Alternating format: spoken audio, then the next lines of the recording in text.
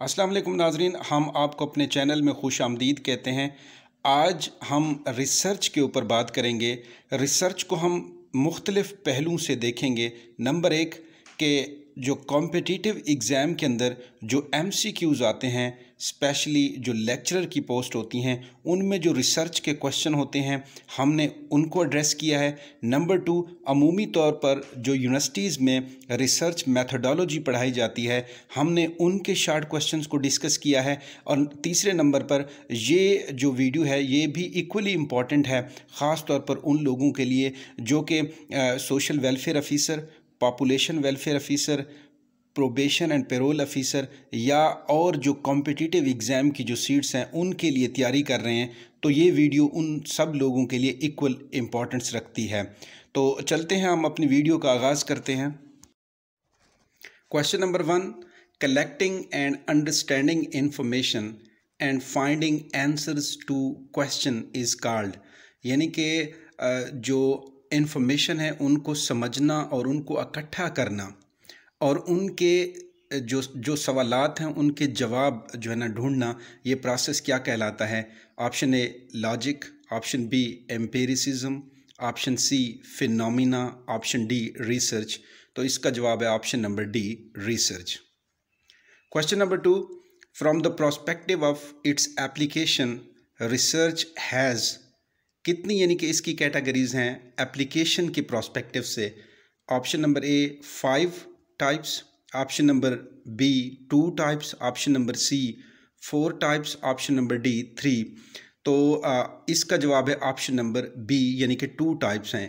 ये जो social research की हम बात कर रहे हैं, ये इसकी अगर ब्रॉड कैटेगरीज़ की बात करें सोशल रिसर्च की, तो उसमें 2 टाइप्स होती हैं।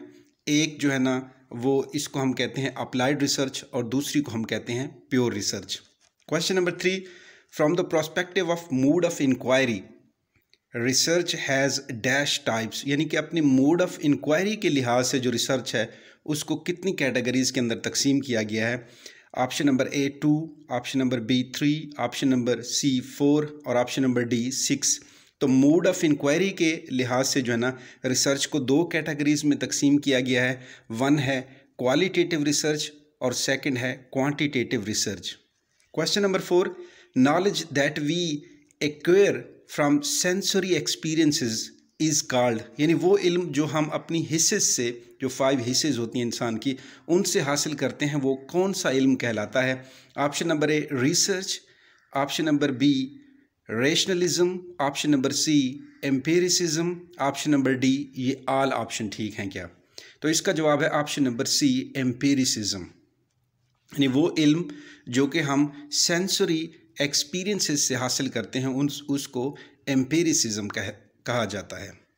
क्वेश्चन नंबर 5 देखें, knowledge achieved through capacity to reason, यानी वो ही इल्म हम जो अपनी जो हमारी कैपेसिटी है रीज़न की, उसको जो हम हासिल करते हैं वो क्या कहलाता है? Option number A empiricism, option number B rationalism, option number C research, option number D none. तो इसका जवाब है ऑप्शन नंबर बी रेशनलिज्म। चलते हैं हम अपनी नेक्स्ट स्लाइड की जानब, देखते हैं इसमें कौन से इंपॉर्टेंट MCQs शामिल हैं।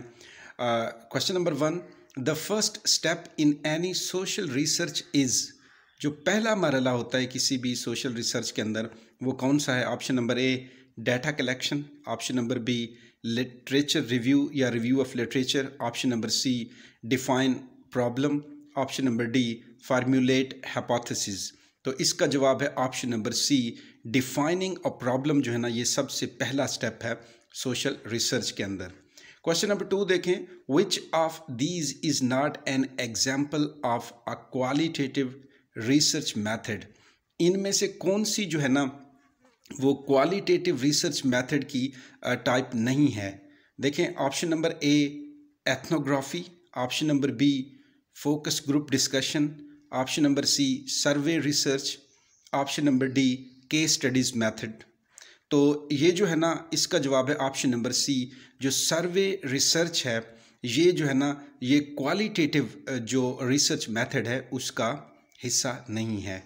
क्वेश्चन नंबर 3 देखें, in order for field research to be conducted successfully the researcher must be, यानी कि इस लिहाज से कि जो फील्ड रिसर्च है वो कामयाबी के साथ कंडक्ट हो, तो वो जो रिसर्चर है तो उसमें कौन सी क्वालिटीज़ जो है ना वो होनी चाहिए। ऑप्शन नंबर ए, वो टैक्टफुल हो। ऑप्शन नंबर बी, क्रिएटिव हो। ऑप्शन नंबर सी, मल्टीलिंगुअल हो, यानी बहुत सारी ज़बानों का इल्म रखता हो। और ऑप्शन नंबर डी, ऑल। तो इसका जवाब है ऑप्शन नंबर बी, उसे क्रिएटिव होना चाहिए रिसर्चर को। क्वेश्चन नंबर 4 देखें। Dash involves the transformation of raw material into numbers to make suitable for further analysis. तो क्या कहलाता है? Option number A, operationalization. Option number B, classification. Option number C, coding. Option number D, content analysis. तो इसका जवाब है option number सी। जब आप रॉ डेटे को नंबर्स के अंदर कन्वर्ट करते हैं, ट्रांसफॉर्मेट करते हैं, तो और उसको सूटेबल बनाते हैं फर्दर एनालिसिस के लिए, तो इस प्रोसेस को हम कोडिंग कहते हैं। क्वेश्चन नंबर 5 देखें। Methodology use to solve a specific practical issue affecting group और individual is. Option number A, social research. Option number B, pure research. Option number C, applied research. Option number D, both B and C. तो इसका जवाब है option number C, applied research. यानी applied research methodology के अंदर हम जो practical issues होते हैं किसी भी इंडिविजुअल या ग्रुप के, उसको जो है ना वो सॉल्व करने के लिए जो रिसर्च मेथड यूज़ किया जाता है उसको हम कहते हैं अप्लाइड रिसर्च। नेक्स्ट स्लाइड देखें कि क्वेश्चन नंबर 1 है कि how many types of measurement scales are. यानी कि जो मेजरमेंट स्केल्स होते हैं उनकी कितनी किस्में हैं, वो कितनी किस्म के हैं। Option number A 4, option number B 6, option number C 3, option number D 5। तो जो मेजरमेंट स्केल्स होते हैं ये अमूमी तौर पर 4 हैं। तो अगले क्वेश्चन में हम देखते हैं वो कौन से हैं। टू क्लासिफाइड जेंडर, यानी कि मेल और फीमेल इन ग्रुप, यानी कि अगर हम मेल या फीमेल के कोई ग्रुप बनाएं जेंडर की बेसिस के ऊपर, तो वो कौन सा रिसर्च जो यानी कि मेजरमेंट स्केल है वो हम यूज़ करेंगे। Option number A, nominal scale. Option number B, ordinal scale. Option number C, interval scale. Option number D, ratio scale. तो इसका जवाब है नॉमिनल स्केल। यानी नॉमिनल स्केल में हम कैटेगरीज, जर्नल कैटेगरीज बनाते हैं, जैसा कि जेंडर में मेल और फीमेल की। Question number 3, the measurement of income, age, height and weight are the examples of. यानी कि जब हम इनकम को, एज को या हाइट को जो है ना मेजर करते हैं, तो ये किस मेजरमेंट की एग्जाम्पल है, किस स्केल की है। Option number A, nominal. Option number B, ordinal. Option number C, interval. Option number D, ratio. तो ये रेशो स्केल है। क्वेश्चन नंबर 4 देखें। Conjectural statement of relationship between 2 और मोर वेरिएबल इज। जो कंजेक्चुरल कहते हैं, जो स्पेक्यूलेटिव हो, फर्जी हो, जो स्टेटमेंट होती है जो कि 2 वेरिएबल्स के रिलेशनशिप को शो करती है, क्या कहलाती है। Option number A, research design. Option number B, hypothesis. Option number C, statement of problem. Option number D, none. तो इसका जवाब है ऑप्शन नंबर बी, हाइपोथेसिस, जिसको हम उर्दू में मफरूज़ा कहते हैं। Question number 5, dash provides on overview and in depth understanding of a case. तो कौन सा जो मेथड है वो यानी कि किसी भी केस का जो एक ओवरव्यू और उसका इन डेप्थ जो अंडरस्टैंडिंग है वो प्रोवाइड करता है। Option number A, group discussion. Option number B, questionnaire. Option number C, survey. Option number D, case study method. तो ये case study, option number D इसका जवाब है। नेक्स्ट स्लाइड देखें। इसमें क्वेश्चन नंबर 1 है कि anything that becomes a means of collecting information for study is. यानी कोई भी चीज़ जो कि एक ज़रिया बन जाती है यानी कि इंफॉर्मेशन को कलेक्ट करने का, वो क्या कहलाती है। Research design. Option number B, research process. Option number C, data collection. Option number D, research tool. तो इसका जवाब है रिसर्च टूल, क्योंकि रिसर्च टूल्स के ज़रिए ही हम डाटा या इंफॉर्मेशन को कलेक्ट करते हैं। Question number 2, everything together in a way that provides adequate information about your research study.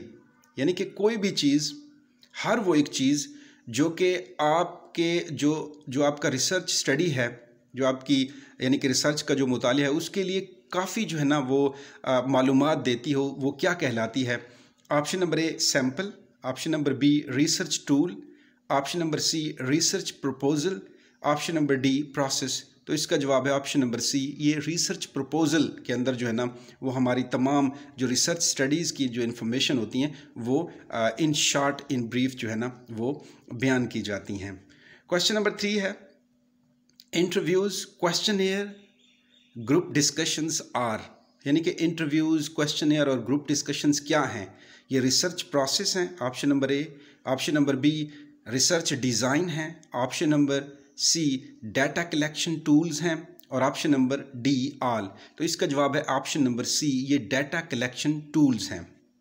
Question number 4 a concept that can be measured is, यानी वो कंसेप्ट जिसको हम माप सकें, जो मेजर्ड किया जा सके, वो क्या कहलाता है? Option number A measurement, option number B conceptualization, option number C variable, option number D none. तो इसका जवाब है वेरिएबल। ये वेरिएबल की बेहतरीन डेफिनेशन है कि a concept that can be measured is called variable. Question number 5 देखें, the cause suppose to be responsible for change in a phenomena is, यानी कि वो वजह जो कि किसी भी जो फिनोमिना की जो तब्दीली की वजह बने उसको कहते हैं। Option number A dependent variable, option number B independent variable, option number C both यानी कि डिपेंडेंट और independent, option number D intervening. तो इसका जवाब है option number A dependent variable. Next slide देखें, इसमें कौन से इंपॉर्टेंट MCQs हैं। क्वेश्चन नंबर 1 है the process of selecting few sample from a population is, यानी कि कुछ सैंपल्स को किसी पॉपुलेशन से जो है ना वो सिलेक्ट करना क्या कहलाता है?